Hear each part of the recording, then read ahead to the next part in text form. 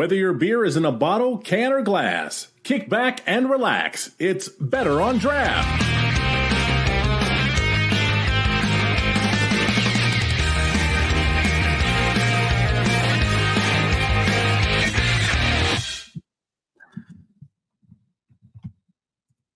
There we go. Welcome, everybody. It is the Craft Beer News segment for December 8th, 2023. My name is Ken. Thank you so much for joining us. I truly appreciate it. Friday, 7:15 p.m. Eastern. We record every single Friday night. Join us on Twitch Live, YouTube Live, Facebook Live.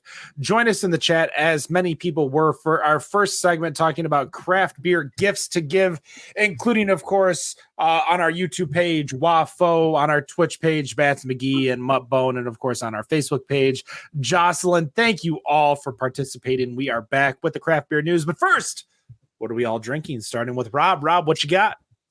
Now I have a Madtown Nut Brown, which is Advent Day 3. I'm catching up. Wendy? Well, I finished my Kunin's White Devil, since I just saw Beverly Kunin hop on the chat. And I'm finishing up another can of the Drafting Table Buzz Blanket. Daniel? Still working on that White Russian. In addition, I've got a bacon and eggs. For myself, I did not get anything else specific. I just finished the Wolverine Massacre, and I am now on to the Rochester Mills Milkshake Stout. Officially, if you guys did not know, not that they sponsor us, but as a friendly gift to them, they are doing the 12 Days of Milkshake Stout at the Brew Pub. So different than the actual brewery and production facility. They're not going to be able to hand out 12-day 12 packs, but they are still doing 12 Days of Milkshake Stout for you to be able to drink at the Brew Pub. So go check it out. Of course, you can always check out, say, our sponsor, that is North Center Brewing over in Northville, Michigan. Plenty of great beer over there. We talked about, games you might play, like a wall beer pong as opposed to a long beer pong. They have that long shuffleboard that you can go play. Kevin's actually really good at it. If you challenge him and beat him, he tells me he'll give you a free beer, but then he'll also tell me that that's a lie. So no promises. Do they do a 12 Days of Nice Bloobs? They do not. Nice Bloobs is their holiday beer, though. So I know it has been released as of recent. I've been waiting to get a keg of Bobby English from them. Which is what I want. So here's to hopefully Kevin hearing this and getting a keg of that beer to me. With that, it is the Craft Beer News segment, and we are going to start with Rob. Rob, what did you want to talk about today? Well, today I found an article about, weird shit in beer, because everybody does it. And this one is red cabbage and peas and green peas, and it's apparently a traditional Christmas dinner in Iceland. So it's being done in an Icelandish brewery. Red cabbage and peas. They say it goes in smelling like vegetables and it comes out tasting pretty good. But it leads me to the question: what traditional Christmas food would you want or not want in your beer from your local brewery? Ooh. So for me, the only thing I could think of is either like we do a cucumbers and cream type of dish, Polish dish. So maybe something like maybe dill with some type of, I don't know if you can. Now there are definitely pickle and dill beers out there for sure. That's why like a cucumbers and cream, or the only other thing like is the sweets, which is a krishtiki, which is basically powdered sugar over a deep fried piece of bread. So I mean, like a powdered sugar beer, maybe. I don't know. I don't know if you can get powdered sugar as a flavor of beer. Yeah, I don't know how that would work. That's interesting, though.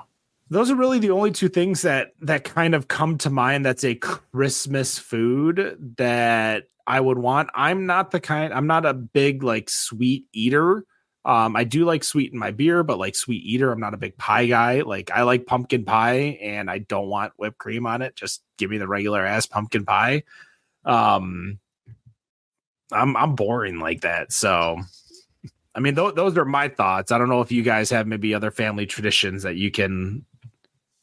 So before I moved in with Graham, I lived with this guy named Adam for a lot of years. One of my best friends, awesome guy, amazing baker. And he makes Yule logs every year for Christmas. I would totally love a Yule log pastry stout. That would be amazing. Wait, you mean like the thing you put in the fireplace? No, a Yule log is it's a chocolate cake type thing, and it these creams, and you roll it up, and when you cut it, it's supposed to looks like a log because it's covered in a chocolate ganache, but it's a sponge cake filled with mascarpone, whipped cream, covered with whipped chocolate ganache. It's so good. I would love a Yule log pastry stout. Now, I've got a weird Christmas tradition on Christmas Day this will be year number 7. I make carnitas. No, being in the Southwest is just kind of a thing. But that already kind of falls into that Scrapple territory for that Scrapple beer. So don't want to do that. So, Ken, I'm going to go to the Christmas Eve tradition, also being of Polish descent. How about a kielbasa stout? I was curious because growing up, we were Roman Catholic growing up, and with the Polish tradition, we actually celebrated a meatless Christmas Eve. Did you really? So we either, depending on the year, depending on the family, most of the time it was just a Christmas Eve that was meatless. But there are times where you would go to midnight mass and then you would eat after midnight mass because that's technically Christmas Day.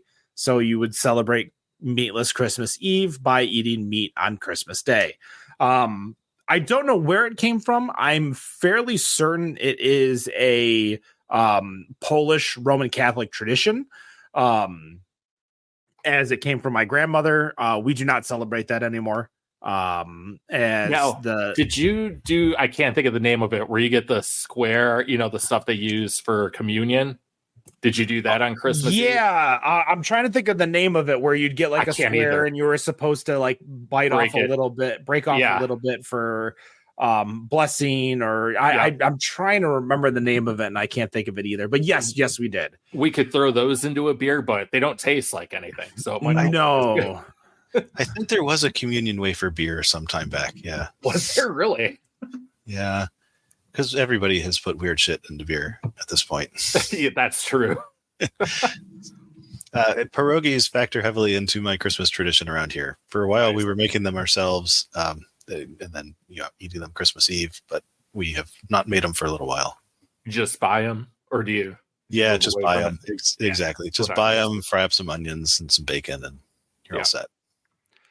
I'm looking at it, and there's definitely a lot of different names to it based on Polish, Lithuanian, Slovak, but it's basically just like a Christmas wafer. That's the name of it. I could not tell you what we called it at. There's some Polish name for it. Oh, for sure. I just can't think of what it is. And I see the Polish name, and there's no way I would know how to pronounce it off the top of my head. And looking at it, like when I see words like punchki or guamki or something like that, I recognize the word, but like this word right here, it's OPLATEK, and I'm like, I have no idea how the hell that was actually pronounced. No clue.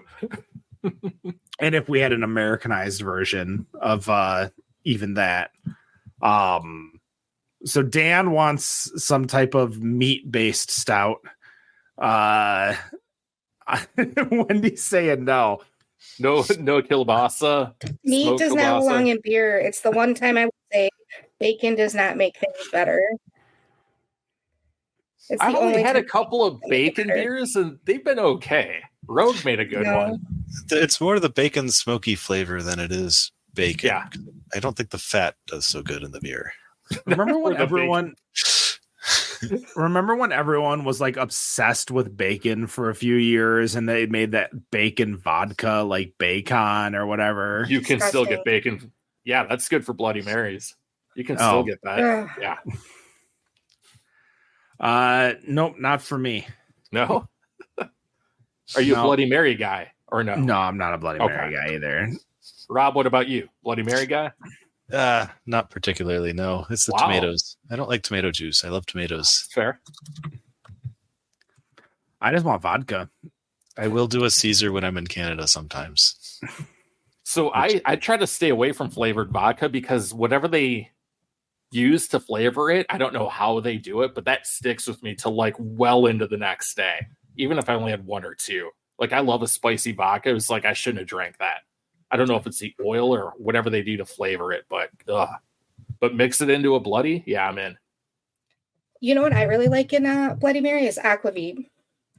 We did that. I remember when he was on the show, the aquavit good. guy. Yeah, I still need to try that. I still have some in the cupboard. I've replaced my bottle plenty.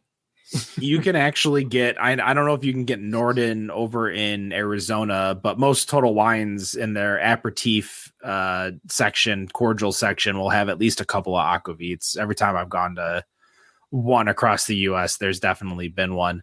Dan, what do you want to talk about today? All right. So I want to hear the opinions on this. I don't know if you guys have heard about this. Yes, this article came out yesterday, but our good friends over at White Claw are planning on putting out a 0% seltzer. This is to target the Gen Z and millennial people out there, generations. There are 4 flavors. They are putting out black cherry cranberry, mango passion fruit, peach orange blossom, and lime yuzu. So this is my opinion. I want to hear yours. We have officially jumped the seltzer shark. If I want a non-alcoholic seltzer, there's a great brand out there called LaCroix. They have tons of flavors, and they also make a non-flavored one. So what's everyone's opinion? Ken, you know I come to you first. Have we jumped the shark on White Claw seltzer? So I thought we jumped the shark when White Claw came out with the flavorless alcoholic See, I would do that. Seltzer.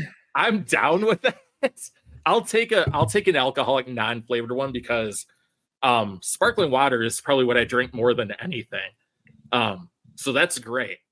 And I remember this came out a while ago. There was another brand that put those out. I feel like that was a Matt Bush commentary that we had one time. Yeah, he went off about he loved it too.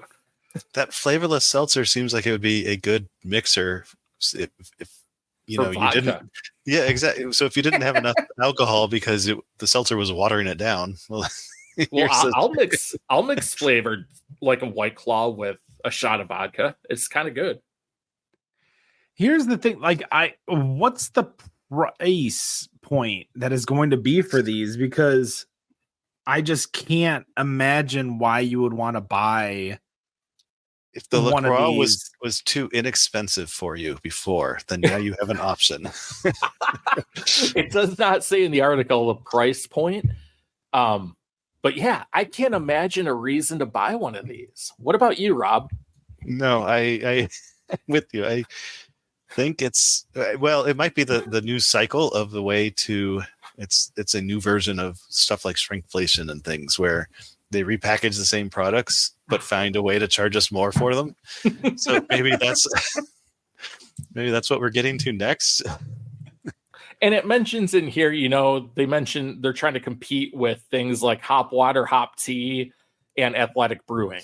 Okay, I guess LaCroix is in the same competition. Yeah, but there's hop water at least gives you flavor. Hop water, hop tea. NA beer is NA beer. This is just seltzer water. Seltzer. Yeah, like the Lagunitas hop water, the seltzer, those are great.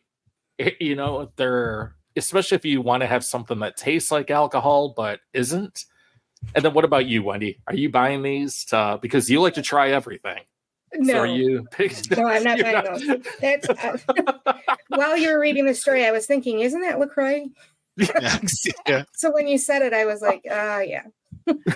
Wasn't there a New York Seltzer came in a little glass bottle, something like that? Yes. Oh, yeah. I forgot Those were about awesome those. back in the Yeah. day. That's They these. had lots of flavors. That's these though. Yes. Oh, they had raspberry. That's the only time I've ever liked raspberry in a drink like that. The New York Seltzer. Was the New York all about Seltzer. those. Looking, are those still a thing? I don't know what those are. It was right around the time Clearly Canadian was really popular. New York Seltzer went out of business in 1994. Yeah, right. Showing our age here. Yeah, no This is kidding. coming in, even in Yeah. cases like a beer, like their beer. It's amazing. I was drinking them in high school, so I am happy to see these labels again. I hadn't seen those in a while. Me neither. I'm looking at it right now. It's like, oh, So I maybe remember this is these. them coming back. They're just just White Claw. Apparently, you can get them on Amazon right now. The original New York Seltzer variety pack. How old are those? Oh my I was god! going to say, 94, they it stopped says. making them in 94. So I think the original company discontinued, but these are like a brand new company. I don't know. Okay. I don't know. It's on Amazon though. Like, Oh yeah, But they're it- calling it the original New York Seltzer. that's it's- that's them bringing it back. it's on It is. Walmart It does. They too. bring it back. Congratulations, helping them guys! here. You can go relive your 20s. It's in Yeah. Kroger.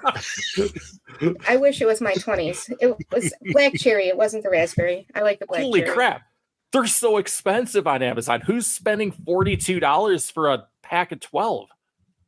Well, they you were can probably like get the $2 a same bottle price in the for. 90s. It's probably the same price for White Claw. Like, Yeah, I'll just buy LaCroix. Thanks.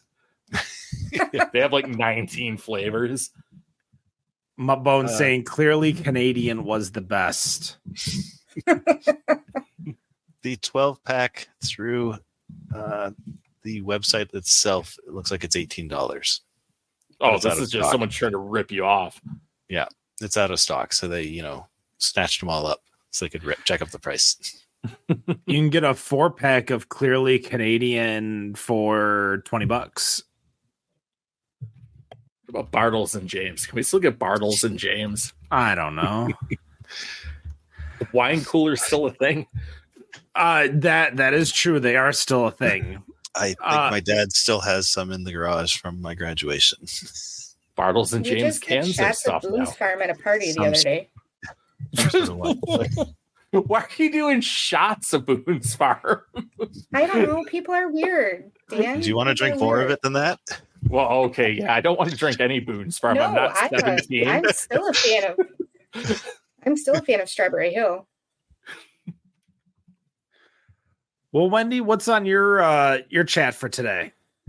Oh, so I found that Brewbound released their 2023 award winners for their Up and Rising Stars. So I thought we'd go over those and what they had to say. Large Brewery of the Year was at Athletic Brewing Company. Pretty sure that's not surprising to anybody. Beyond Beer Company of the Year was the Beatbox Beverages. I have no idea what that is. Has anybody heard of them? I think they sell wines. I'm pretty sure I've seen these before. Founded in 2013 by 3 people. Party Punch maker Beatbox Beverages is just beginning to hit its stride. The Austin, Texas-based company posted triple-digit off-premise growth this year, coming on the heels of more than doubling its sales from 800,000 cases shipped to more than 2 million in 2022. Gained national placements in 7-Eleven. And launched a partnership with Dan's favorite pop artist, Avril Lavigne. Oh, yeah. She's not Those bad. efforts have Beatbox poised to sell just under 140,000 barrels of product by year's end. It looks like they make wine-based and malt-based Wait, versions. of Dan, stuff. you don't like Avril Lavigne? No, I said she's not bad. Oh, Yeah, Dan was a skater boy. She said, "See you later, boy." Look, I'm going to show you guys. I wish I Then could she show really- this. she didn't say that. Ken, It's Ken, still maybe in you the can. stream. Ken, maybe you can show this on the stream. If this isn't elder abuse, I just shared it with you guys privately. I don't know what is. Picture taken directly from their website. From their website. Okay, so you're not following too much crazy. I can share this real quick directly from their website. Once hold on. I'm still learning this brand. Like I want to put share. You on the spot too. I know. But it's like, God. There we go. This isn't elder abuse. I don't know what we're doing. Is she rocking it? Yeah. She loving this hoodie like we love the Michigan Beer Box hoodie. Dude, that's probably their grandma. Oh, I didn't even think about that. I have an awesome picture of my grandma in a loaded dice hat. Okay, Nice. That's fair. That might be. I'm just like, oh man, what are they doing? My grandma's always willing to support me and my friends. The beer champions of the year were the National Black Brewers Association's founding members. They actually, yesterday, they announced the National Black Brewers Association announced Molson Coors as one of their new partners, too. So I thought that was kind of cool.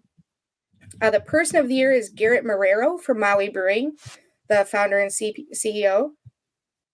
And the Brewbound Rising Stars are Alvarado Street Brewing in Monterey, California, Big Grove Brewing from Iowa City, Iowa.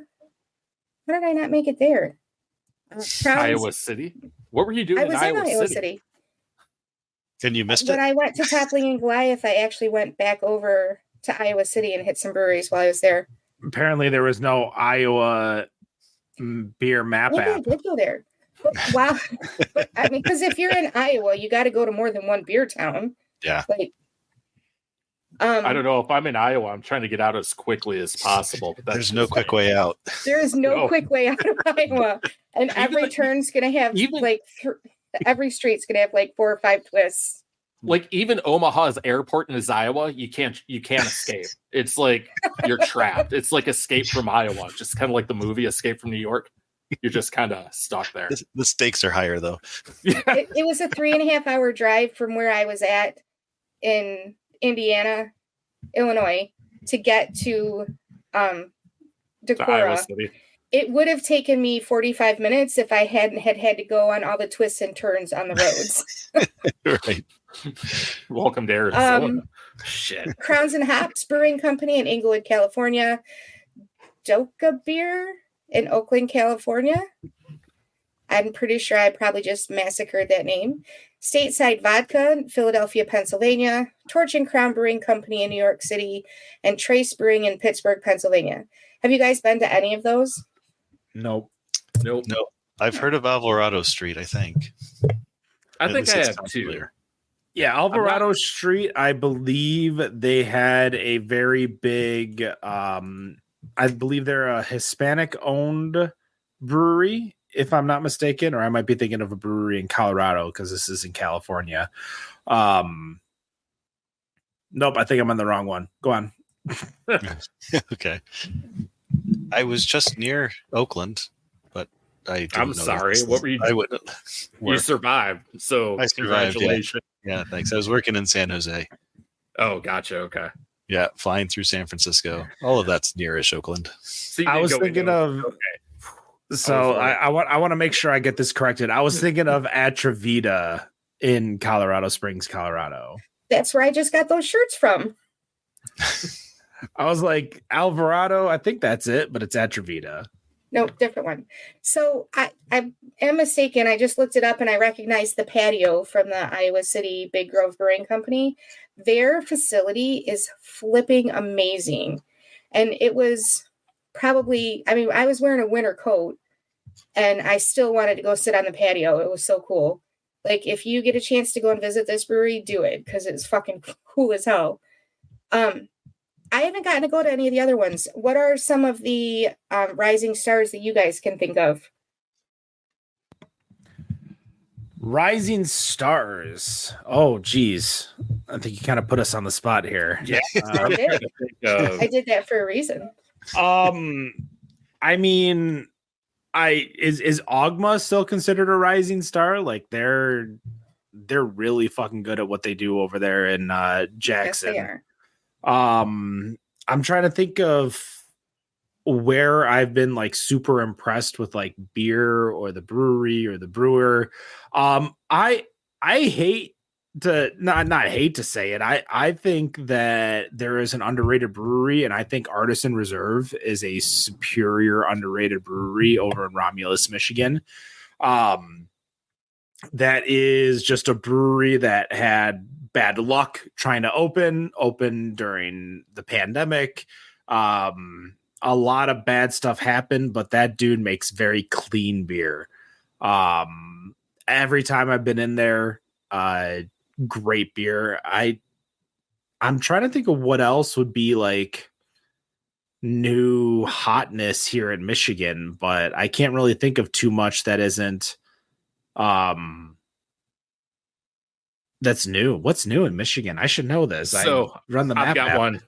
Go on. I've got one that you might agree with. I think you've been there, Ken. Hopside out of Alpena, especially with them adding the distillery. I have not drank out there. I only stopped by there to drop off a window decal. Stickers. Yeah. Gotcha. Yeah, they're from the start really clean beer, really good beer. There was one that they kind of overshot with. They put too much in. They were trying to do like a Butterfinger stout, but it was still good. It was just really cloudy. That was the one thing. But especially with them adding a distillery on top of it, I think they're a really underrated brewery simply because of where they're located. And you could kind of clump Austin Brothers in there too, though they distribute. But I don't think either of those get the recognition they deserve. Yeah, those are definitely great up north. Now that I'm actually looking at the list of breweries from our list, one of the things I do want to make a note is Cognition over in Marquette is a very, very good brewery. And the second one that I think is a little bit sneaky that a lot of people might pass over and not really understand, and that's the Cadillac Winery. It's in Leroy, Michigan. It's not in Cadillac? It's not in Cadillac, no. It's in Leroy, Michigan. I think that'd be another like great upcoming brewery, to say the least. There's plenty of breweries. Michigan, mibeermap.com is our website. Of course, you could download our app, which shows you every single brewery, meadery, and cidery in the state of Michigan and when they open. So you'll know if there's things that are upcoming, what's going on, and of course, upcoming beer festivals, which there isn't really too much upcoming other than the Brewsology Beer Fest, which is going to be coming up in March of next year. What about you, Rob? We haven't heard from you yet.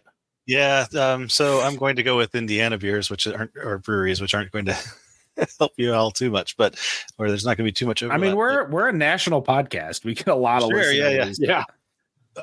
So one I'm excited about is Kismetic Brewing. It's on the east side of Indianapolis, so I don't get out there easily.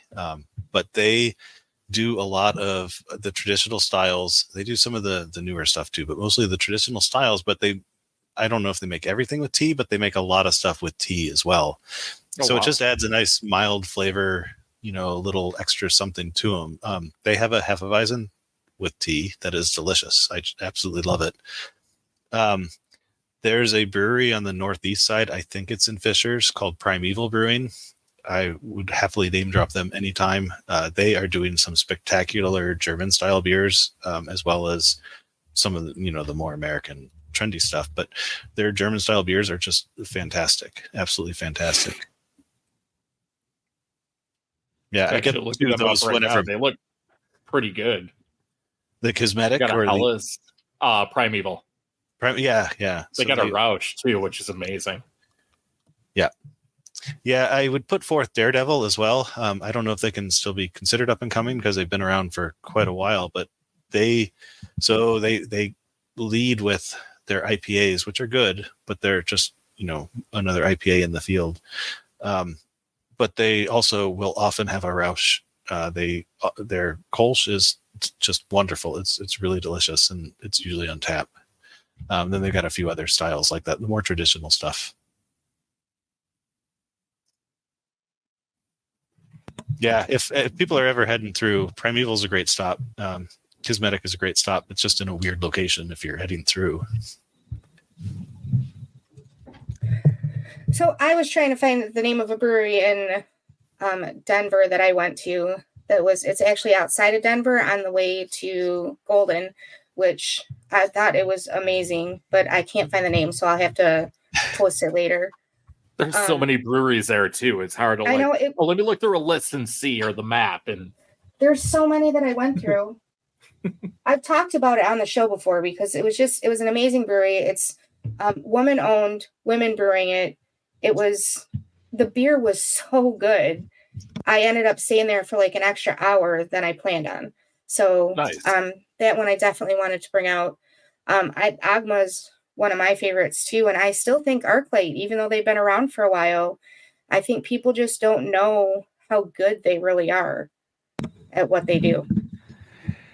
Arclight's always been a great beer spot, and their distribution's very, very limited, typically to kegs at bars, so you don't really get to it. But their sour program that they have over there? Program. Yeah, their Soursmith. That's what a lot of people hark on when they talk about Arclight and show the love for it.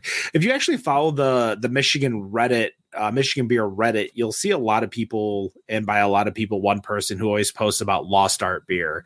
And a lot of their beer looks really fucking good, but it's such a hike from where I am to where it's hard to really go and try that. That's the downfall of being a craft beer fan, is sooner or later you can't just go out and go somewhere just for a beer, especially when there's. You went there for your birthday? And they were doing, I went on Halloween and they were doing beer and candy pairing. So every beer you ordered, they gave you candy to go with it. It was kind of fun. I liked it. Nice. I did go to 3 wonderful breweries out in San Jose. Camino Brewing is one I would strongly recommend if you're ever in that area for some reason. I saw a wonderful hockey game for one thing, but then the lady who was working the bar, it turns out she's on the brew crew too, and she was happy to talk beer for a while because I'm the weird solo guy in the bar. And it was just, the beer was all spectacular. It was so clean and well done that they've got to be going places I don't know how old they are or anything though. We didn't talk about that stuff. All right. Go on, Wendy. When I was in Iowa too, in Decorah, there's a brewery besides Toppling Goliath called Pulpit Rock, which was amazing. But then we went to another one called Pivo Brewing, and they were so spot on. They had a million different varieties, and they were so true to style, and it was amazing. Like, Ken, you would have loved that place. A lot of beer-flavored beer. Beer-flavored beer, that's what I'm here for. Not in flight format, though, of course, right? And fucking spot on. It was delicious.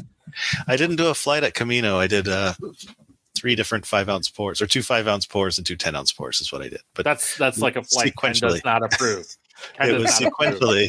No, they did not pour all 4 at once. Don't you dare try multiple beers at a brewery you might not ever go back to. You need to order one beer, that's it. First of all, I've never said that specific sentence. I've never said you have to only have one beer and then you're done. Second of all, flights are annoying, and that's all I'm going to say about that. So we're going to my topic. That's an opinion. It's a right opinion. Remember, Dan, my show. Here come the 1-star reviews. Good job. I could mute now that I have StreamYard. I can mute you all. I can just say screw you all. I don't care about your opinion. It's my show. I'll just log in first and take control. I got nothing after that. That was all a joke, by the way, folks. If you're listening, that's no 1-star reviews, please. Yeah, at least give us 2 stars. Oh, I thought we were being told to give him a 1-star review. No. We'll have to fill you in one day. Okay. So I wanted to kind of branch off a little bit about the first topic we did with craft beer for episode 334, which we talked about, growlers to go, having the U-Keg, having the canned beer that you could turn into a draft beer. And my article talks about the struggle of getting craft breweries to get folks to take beer home. Now, I don't know about you guys, but for me, I love drinking craft beer at home because then I don't have to drive anywhere and I can get silly and sloppy and watch TV and have fun. So when I go to a brewery, I'm very limited when I decide what I want to drink. I don't overdrink, over partake. I make sure that, I use my little backtrack if I know I'm going to be out for a little bit. So to-go beer is very important. As we've talked about on the show, Dan and I earlier this year, we were in Texas. Dan was the one that could get sloppy and silly and have all these high ABV beers while we're going from brewery to brewery. I, on the other hand, focused a little bit more on the to-go beers so that when we got back to our Airbnb, I could, chain drink beer as if it's a cigarette lighting the next cigarette. Oh, yeah. You can catch up. Yeah. Exactly. So over the past 5 years, it's said that to-go beer for breweries minus the 2020, 2021 bump for a lot of people buying to-go beer, it's finally retracted below 2019 standards. Do you like to take beer home when you go to a brewery? Not a beer store, not a beer bar, but a brewery. Are you taking beer home? And what's your most preferred method to take beer home? Starting with Wendy. It depends on the beer. Because if I really like it and I know I'm going to drink it within the next day or two, I'll take a growler. I have way too many growlers though. And I stopped leaving them in my car because a lot of places weren't doing growlers during the pandemic. So I don't carry a growler around anymore. So generally I will bring home cans, but I do like to bring home beer from the brewery because I'm supporting that brewery directly. Rob? Yeah, I also bring home beer from breweries when I can, when I know I'm going to be able to drink it in the near future. So the main brewery I go to on a Tuesday night. I don't usually drink Wednesday and Thursday. Well, but not always. So that growler is in my fridge for a few days before I get to it. So that's that becomes, that's the equation I have to balance. But then I also will sometimes go to a place on Saturdays, Friday or Saturday, that's a bike ride away, so I can fill myself up and then fill up a growler and bike the growler home for the weekend. Dan, what about you? So going to a brewery specifically, if they can do a growler, Wendy brought up something interesting. I don't think I've gotten a growler since pre-COVID. If I have, I don't remember. But if I can do a growler somewhere, and it's a beer I like, definitely. There's one brewery here down the street, and the way they price everything, you can get a pint for $7 or a growler for $10. So I'll definitely bring that home. I mean, that's a great deal. And I'm like, can you just pour it into a growler and not put a lid on it so I can just not have to keep ordering? But they don't. They're like, no, we can't do that. But typically, if I want to get cans or growler fills, if it's not for a brewery, I'm typically going to go to the beer store. Usually when I go to a brewery, it's to drink it there, which I think is what they're seeing now that we can all go back out again. Yeah, I haven't bought to-go beer. So again, my story about Texas was like a one weekend trip. Like it was just a specific thing. Here in Michigan, we loaded at Whip It. Oh my God. Whip in. Oh, Whip in. Not the Devo song. Yeah, no, Whip in Austin, Texas. Holy fuck. That food was good. And that had a little kick to it too. Yeah, that was really good. I agree. I feel that if I'm going to a brewery, like as Dan said, I'm going there to just drink beer and then I'm going home. Like I'm not going to really take anything from there home. There's usually no reason for me to, because I'm not going to drink that much at home. Plus I've got my keg at home. Plus I've got beer at home. Like I remember the days of bringing stuff home and going to Zatouna Liquor all the time and bringing home, $150, $200 worth of beer. Those days have just kind of passed me now, and I don't know if it's really like a burn craft. Now you're bartering for $1. Listen, you're bartering at the liquor store. You too can get Wolverine Massacre 2017 for $1 a bottle, as long as you promise to pay $1 a bottle for some of the other beers that might not be shelf stable. I shouldn't say shelf stable; they aren't like open firm or they're not blowing up like brick cans. Yeah, they're not blowing up, but they're definitely got some age to it. If I'm buying a beer that says Arcadia Ales on it and doesn't say Superfluid, I know I'm buying a beer that's like 5 years old. But I mean, how many times I remember when I was buying Axle cans during the COVID years? Like it's one of those things to where if I can get a deal on it, that's great. But for taking to-go beers from a brewery, I mean, I think those days are kind of over for me. I think it was great back in the days when like the three options in Metro Detroit, like kind of where we were Black Lotus, Dragon Mead, and Kunin. And those beers weren't necessarily on the shelves. So you went and got it to drink home so you could have it at home for the times that you're drinking. Now I can go to fucking 7-Eleven and Steve's Party Store and John's Pizzeria that has beer to go, and I can get beer from there. Like it's so tomorrow I think I'm going to do home brewing stuff and go with a friend, pick up supplies and whatnot. That's probably what we're doing.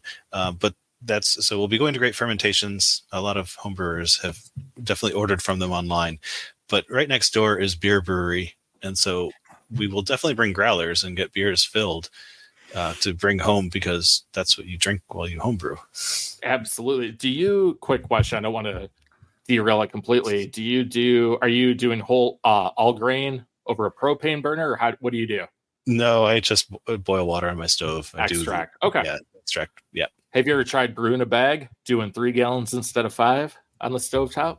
I do brew. I brew about 2.5 gallons to 3 gallons on the stovetop, and then I top up to 5 afterward. So it is you're doing extract bag. Yeah. Look into. Well, it's grain in a bag. It's brewing a bag. Okay, that's what I was talking about. Perfect. Yeah, I've done the whole grain with my brother-in-law before. We had a lot of fun doing that too. Nice. Sorry, did second runnings, but yeah. In the chat on YouTube, Waffle says, gallon kit from. What's that, Wendy? Oh, sorry. It stopped. Here. Am I not talking? We're waiting on you. Yes, we hear you. Oh, okay. That 1 gallon brew kit from Brooklyn, that's an all grain kit. Yeah, typically 1 gallons are. Yep. Anyways, go ahead, Ken. We got all right. Yeah, from YouTube, Wafo says, for some reason, most breweries around here charge more for a growler fill than a 4-pack of 16 ounces. The math doesn't work out. 72 ounce versus 64 ounce. Plus, I don't have to drink it all at once.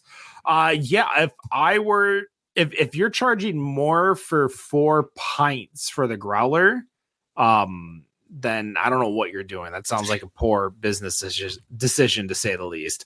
Unless it's a beer that you want to make sure is there.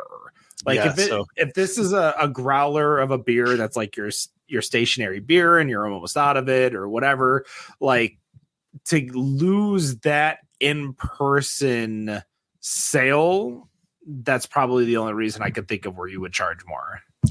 We did at the end of one night once order 4 pints of a beer and pour it into a growler and left. So that's a good point. The beer store I typically go to right up the street here, a lot of times they'll have Speedway Stout on draft and they'll have Speedway Stout in 4-packs and singles. The Speedway Stout Crowler is going to cost $16. The Speedway Stout 4-pack is $13.99. Why am I getting a Crowler if I can get a 4-pack for a couple dollars less. Fresher. I guess.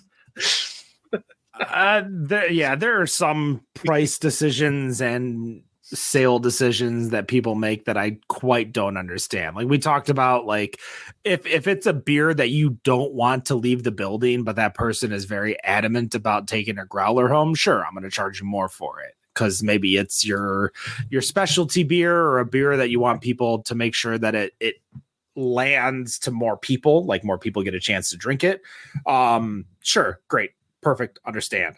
But if you're selling, like if it was a brewery that's selling $4 a pint and then the growler is $20, I'd be like, let's take a look back at this. So you guys still, it's rare when I go buy a beer or bring a beer home from a brewery, unless it's just a beer that I could never really even get naturally. And even then, it's still a rare case. But I think a lot of people are still wanting to support that local brewery. They want to support bringing a growler home, bringing cans home, etc., which is perfectly fine. So this is from former guest of Better on Draft, Andrew Copland of the Secret Hopper, who does a lot of data-driven points for sales within the Secret Hopper. So yeah, that's going to do it for the Craft Beer News segment, December 8th, 2023. For myself, Wendy, Rob, and Dan, we appreciate you listening, of course, every Friday night, 7:15 p.m. Eastern. And no matter what you think of your beer, we think it's Better on Draft. Have a good night. Cheers.